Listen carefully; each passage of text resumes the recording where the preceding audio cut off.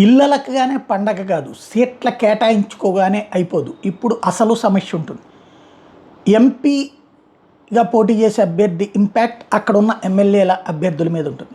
MLA అభ్యర్థుల impact MP అభ్యర్థి మీద ఉంటుంది. అంటే ఎమ్మెల్యేలు అందరూ కష్టపడితే ఎంపీ గెలుస్తాడు, ఎంపీ డబ్బులు వంచడం ప్లస్ కష్టపడితే ఎమ్మెల్యేలు గెలుపుకే అవకాశం ఉంటుంది. ఇది పరస్పరం ఇచ్చిపుచ్చుకునేటటువంటి అంశం.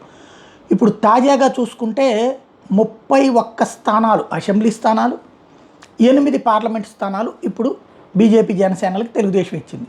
8 × 7 56 ప్లస్ ఈ 31, అందులో కొన్ని ఈ పార్లమెంట్ నియోజకవర్గాలు టోటల్గా ఒక 60-70 వేసుకోవాలి. ఈ 60-70లో కోఆర్డినేషన్ తెలుగుదేశం అభ్యర్థులు బీజేపీ జనసేనలకి, బీజేపీ అభ్యర్థులు జనసేన తెలుగుదేశం అభ్యర్థులకి కోఆర్డినేషన్ పర్ఫెక్ట్గా చేసుకోవాలి.